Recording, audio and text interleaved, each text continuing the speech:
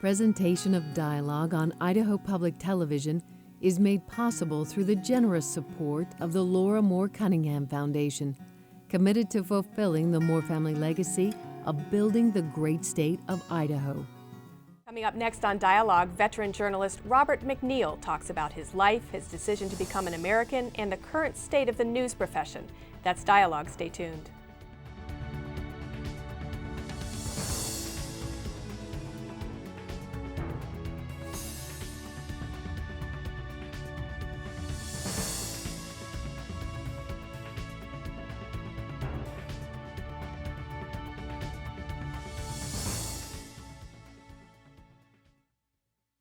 Hello and welcome to Dialogue. I'm Marcia Franklin. A welcome as well to those of you listening on NPR News 91 and the World Wide Web.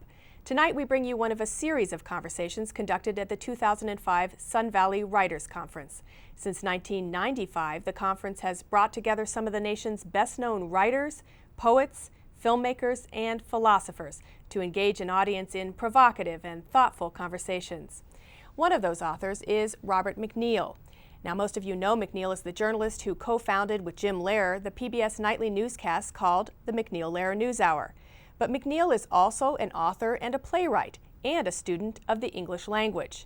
Now, the Canadian broadcaster became an American citizen in 1997, just as another Canadian journalist, Peter Jennings, did a few years later. Welcome to Idaho. Thank you, Marcia. I want to start by reading a blurb from your book, Looking for My Country. This person writes, "This is the psychological journey of a somewhat cool Canadian who comes over time to be deeply affected by the human reality of America in ways he had not anticipated. It is very moving being on the journey with him." Of course, this is from fellow Canadian, fellow broadcast journalist, Peter Jennings. Oh, Peter Jennings, yeah. Yes, that was very nice that he wrote that. Yeah. As we do this interview, we are only a few weeks from his death. Yeah. Your thoughts on his passing? Well, it's very sad that somebody so young, not only was he very young, relatively nowadays, 67, but he looked so much younger. And it's just very sad. I find it, I'm still surprised that he only had an upper respiratory infection in January, which prevented him going with the other anchors to cover the tsunami in Indonesia, and then silence, and then suddenly in April, he's got full-blown lung cancer. It's shocking and very sad. But at one point, you actually turned down the anchor job. I did. For ABC. One of the anchor jobs. That he also. They were playing around. They'd had Barbara Walters and Harry Reasoner doing it, and that hadn't worked out, the chemistry between them. And they wanted to replace it with, for a while, 3 anchors. And they wanted me to be one of them. One was Peter, one was Frank Reynolds, and the other one was me, was I. And I thought, now wait a minute. There's only about 21 to 2 minutes of news time out of the half hour. And the anchor share of that may be about 3 minutes because the rest is film pieces and everything else. So I could visualize myself, as I remembered from my time at NBC being a bit of an anchor, I could imagine myself saying to the executive producer, "Hey, wait, I need 19 seconds for this piece and you're only giving me 15 seconds. I wasn't going to spend my life squabbling over that sort of thing. Also, I didn't like doing that kind of anchoring very much, and I didn't think I was very good at it. And it was a decision not to go that I never regretted, because Jim and I had within public television the freedom to do it the way we wanted to do it. And we weren't under the compulsion, you are in commercial television, to compete by ratings. And in fact, you instituted the anchor as editor. Yeah. That's right. Moniker, which Jennings and Brokaw and the others then took on. Yeah, we were just tired of being put through television hoops by producers who wanted to make it jazzy. And there was one time we were doing a weekly show, a magazine show, and I was going to do an interview in San Francisco with Melvin Belli, the lawyer who sort of revolutionized tort law. And to do it. had The to producer race had around. me driving back and forth in a convertible across the Golden Gate Bridge with it filmed from a helicopter driving alongside until the police chased us away. And then the next shot was in Belle-Eye's apartment on Telegraph Hill. And I walked through the apartment down to a lower level, up some steps and out onto a porch.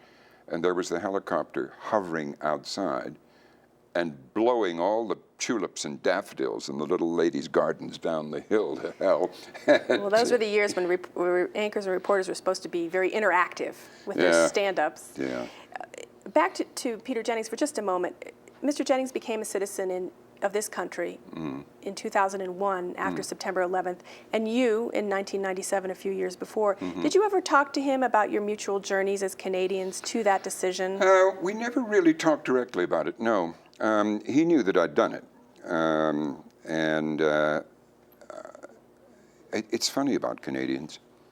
Somebody from the Immigration Service told me years ago when I was renewing a green card that Canadians are most resistant of all the immigrants to the U.S. to become citizens, partly because a lot of us come here thinking we're going to go back. And the other part of it is that a sort of fundamental part of Canadian identity is, well, we're not American, you know? We love America, our lifestyle, our values are very similar, at least they used to be more similar, but we're not American. So if you're talking to an Englishman or Australian or something, what is the difference? Well, we're not American. And so it's so much part of Canadian self-definition that it's harder to let go of. You mentioned in your book, this wonderful book, Looking for My Country, that September 11th affected you in an almost mystical way, in that it was really then that you felt you had become an American in your heart. Yeah. September 11th moved me, as it did everybody. And we live in New York, in Manhattan, and we felt the way everybody felt about it. And I felt suddenly very defensive about this country, as one does about one's home. And my usual sort of ironic distance from a lot of American things, as people feel who are in Canada or Britain or wherever. They're just a little, not every aspect of American displays of American patriotism and so on are congenial, just because of the way we were brought up. And there's no competitive patriotism in Canada or in Britain, the two countries I know best besides the States. And being competitive about how patriotic you are is somehow distasteful to them. But for a while, after September 11th, that little ironic distance dissolved in me, and I was very moved. Indeed, although you had left the NewsHour years before, part of the catharsis for you was in going back and doing a few pieces for the NewsHour on September 11th. After 2 days of just being glued to the television, I felt like so many people, I wanted to do something to be useful, because one felt awfully useless just watching this thing happening, unfolding. And so I called Jim and said, could I help? And he said, yeah, come and do some pieces. So I did for a few months. I did some pieces. And I didn't think they were very good. When I saw them on the air or saw them repeated, I thought, you know, in a few years, I've forgotten how to do this. Why had you left originally? I left because I'd just done it long enough. Too much. I had done it for 20 years, and I had, you know, I'm older than Jim, and I had done more than 20 years of daily journalism before that. So altogether, it was 40 years. And for a guy who hadn't set out to be a journalist in the first place, I thought 40 years was enough. And I wanted to go, while I was still reasonably healthy, I wanted to go and make my time my own and do what I wanted to do. With the death of Peter Jennings, with the departure of Mr. Brokaw and Mr. Rather, Jim Lehrer is now essentially the dean of nightly news broadcasts. I mean, the media pundits keep saying, oh, it's the death of nightly news and everything, but there is a fourth anchor, and he's still at it. He's been, in another sense, he's been the dean for a long time. I mean, he was the one that the parties have trusted repeatedly to anchor presidential debates, for instance, because he has a deserved reputation of being utterly fair. But I don't know about nightly news. I don't know what's going to happen. They have got fluffier and often sillier, and certainly softer under the pressure from cable news, which is affecting not only our industry, but newspapers and everything too. And so it's, the future's a bit uncertain. I think there's an awful lot of fluff around, and the whole audience, it's such a different context for television news than it used to be 40 years ago when I first began. When it was the only source of news Yeah, for and there people. were only, in each city, there were only 3 channels or fewer, or 4 if you included the educational station. And as the average family typically then sat down to a nourishing meal cooked by mom in those days, so the average family sat down to a nourishing meal of news cooked by Walter Cronkite, or Uncle Walter. Chet and David, who I worked with. And it was television news was a novelty then, television was a novelty. And the world was a very dangerous and exciting place in the decade of the 60s and 70s. When you wrote The Right Place at the Right Time more than 20 years ago, at the end of the book, you said that you hoped with the competition to network channels that in the end, quality would win out because the networks would have this competition. Has that come to pass, or has quality continued to decline? Well, it depends how you define quality. I mean, in some ways, the network news is better because the technology makes it possible to be instantly everywhere. But network news sound bites have gotten shorter. They're looking more and more for softer stories. They've reduced their foreign coverage in spite of Iraq and so on. And it doesn't view itself. When network news first began, with NBC and CBS particularly, with ABC as a sort of poor cousin, the idea of those journalists was, we're going to make television journalism as serious and to have the values of the best newspapers, the best print in the country, and the wire services. And for about 20 years, I think that held. And now, the networks, news departments are no longer owned or run by the people who founded them. They're owned by big corporations in which news no longer has the value of a sort of prestigious lost leader, but is expected to be, the news department is expected to be a profit center as well. And the people who run those big companies like Viacom and GE don't give a damn about the value relative to the people who used to run them in the past, about the quality of the news on it. What they want is a ratings performance. And that is a very different world from the one that in which these programs were founded. Did you anticipate that the NewsHour would have the staying power that it has? Well, we always hoped it would. You know, at first, we had to promise our staff, look, we can't promise you careers here. We don't know. We'll only know year by year if we're being renewed by, in those days, it was by a majority vote of the receiving stations. Now we found that it has staying power, more than 30 years.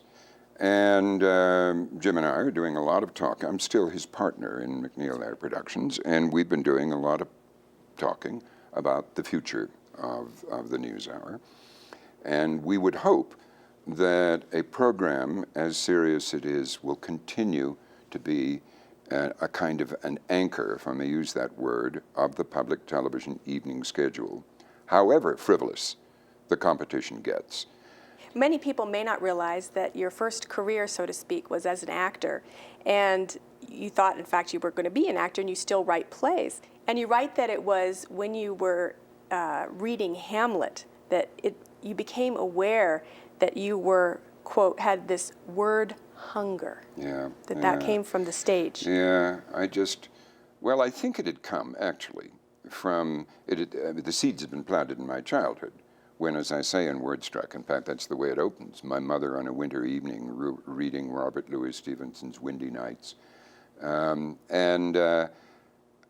think all those seeds were planted then, but they began to blossom in my teenage years when I became besotted with Shakespeare. I mean, and partly it was the sort of vainglorious thing about, wouldn't I sound good saying those words on a stage? But I just loved it. In fact, the people who did the Story of English with me and recently Do You Speak Do You American? Speak American. We, for a number of years, tried to mount a series on Shakespeare, and we just couldn't get anybody interested in backing it, so we've had to abandon that. Well, acting, in fact, got you noticed by somebody who worked for the Canadian Broadcast That's right, Corporation yeah. and led eventually into your career. But you'd always been fascinated by broadcasting, particularly radio. Yeah. You write that God didn't speak to me, the BBC did. Yeah. That radio just seeped into your Yes, psyche. well, I was the radio age before television. I mean, I was born in 1931, and I can remember in the late 30s listening to the radio with my parents, and we listened a lot to CBC and British-oriented stuff. I can remember when Edward VIII abdicated the throne to marry Mrs. Simpson, the American divorcee. Hark the herald angels sing, Mrs. Simpson's pinched our king, the British kids would sing when they were doing skipping games. Anyway, I remember those moments. And then, during the war, it was the BBC we listened to. London Calling. London, this is the BBC, London Calling, North America. I can even remember the name of the announcer we listened to all the time. His name is Derek Prentice. I didn't hear Edward R. Murrow's reports from London until much later, and I was already in the business working for NBC, and I heard that wonderful recording, Hear It Now, with his sort of précis. Did you get a chance to meet him? Oh, yeah. I met him a few times. When NBC first brought me to the States from Britain in early 63, they put me first in the State Department. And I met him a couple of times because he was working, he was the head of the Voice of America then, or USAA. And, but really just was introduced to him and talked to him in elevators and things. I never really had a conversation with him. You feel that radio is underutilized in this country and that it could really rehabilitate the use of words in what you call a culture drugged by pictures. Yeah, I think, now I first wrote that in 89 or so for WordStruck. And I've since come to realize that perhaps NPR is doing more of that than I had appreciated at the time. And now, with satellite radio beginning to be such a huge thing, and then with broadcasting over the internet, just in its infancy, and with all the sort of adjuncts of radio. I mean, think of the number of people who go around in their cars listening to CDs of books or of programs, repeats of programs and things. So I think listening to the spoken word is probably now, in 2005, a bigger deal in America than I had appreciated in '89. And with radio, you somehow feel a little bit more mano a mano, a little bit more alone with radio than you do with television. I always felt that listening to the radio was like reading a book. You were alone with it.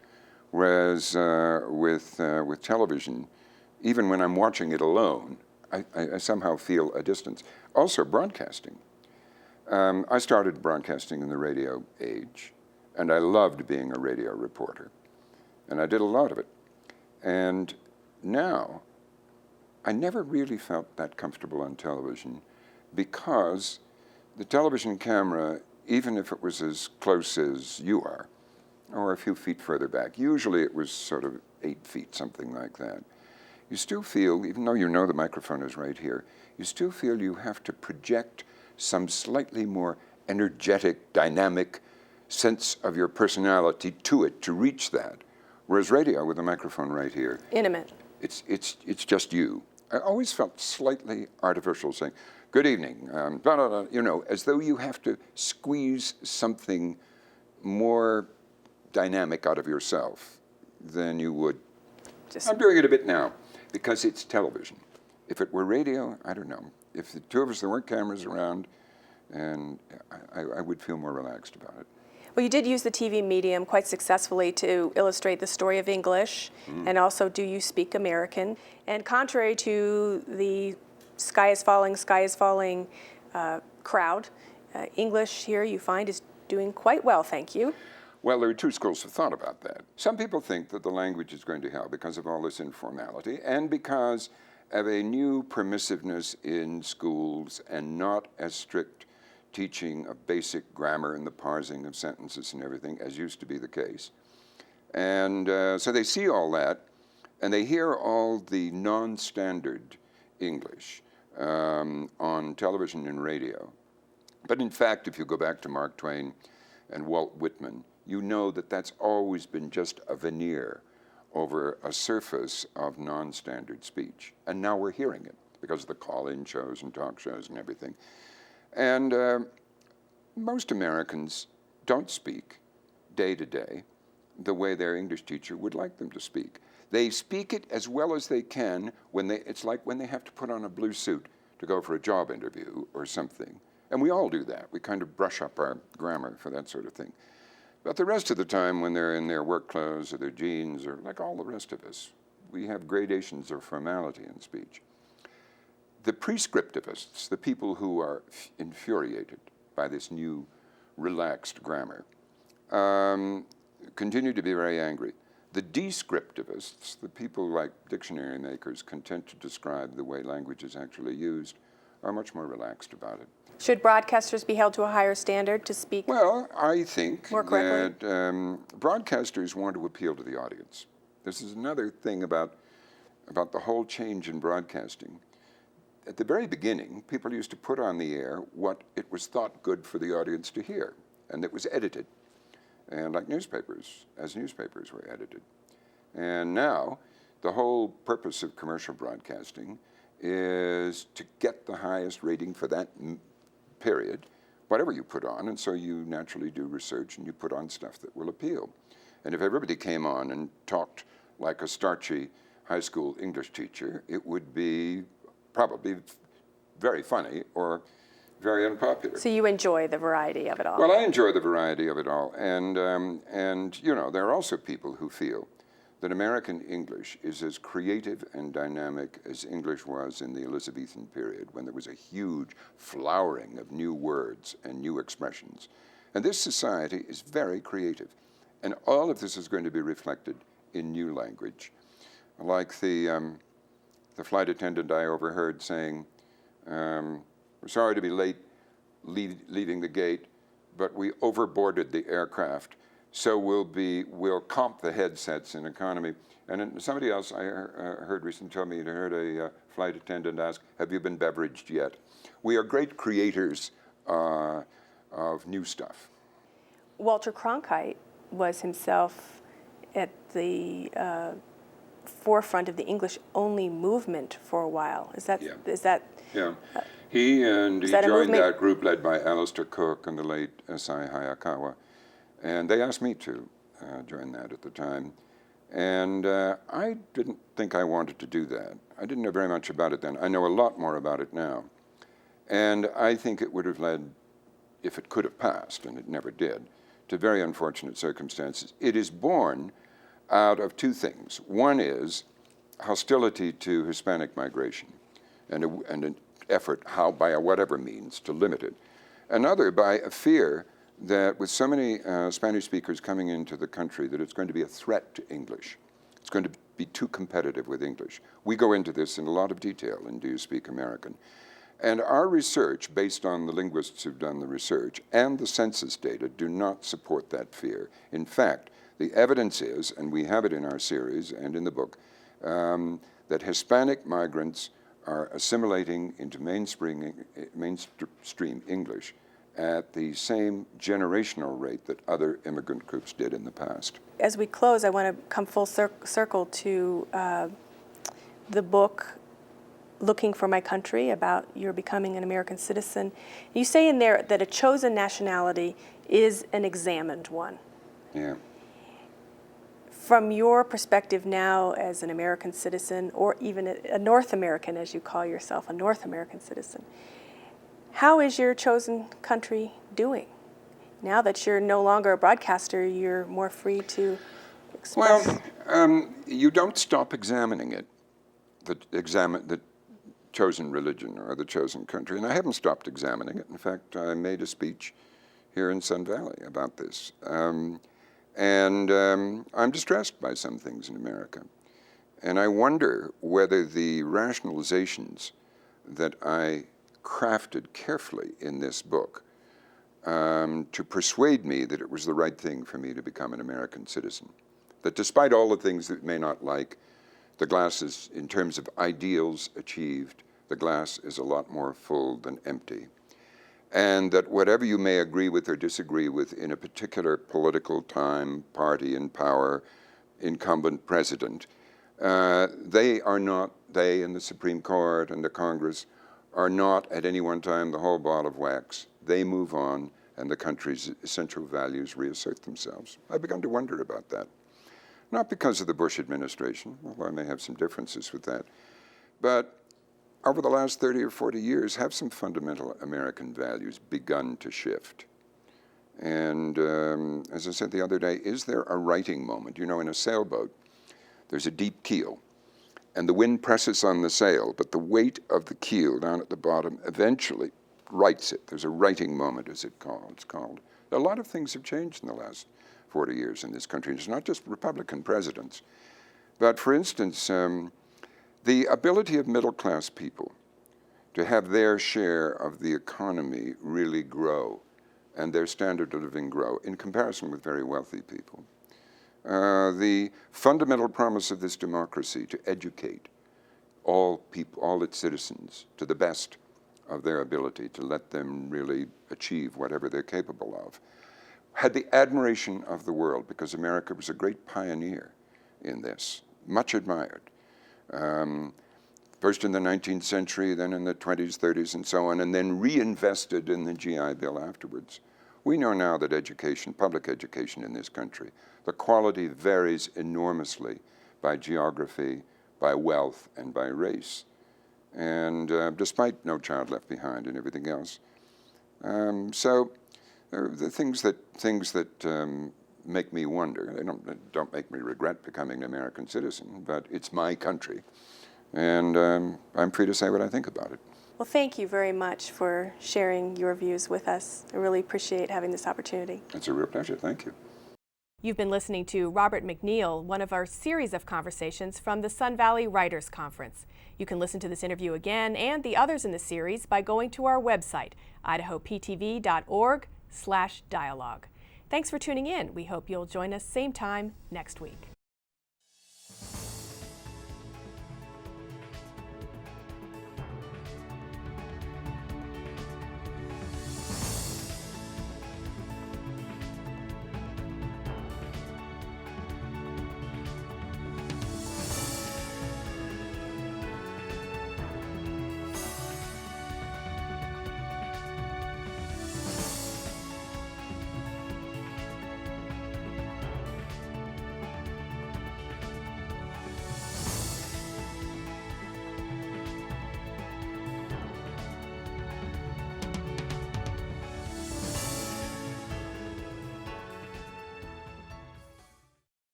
Presentation of dialogue on Idaho Public Television is made possible through the generous support of the Laura Moore Cunningham Foundation, committed to fulfilling the Moore family legacy of building the great state of Idaho.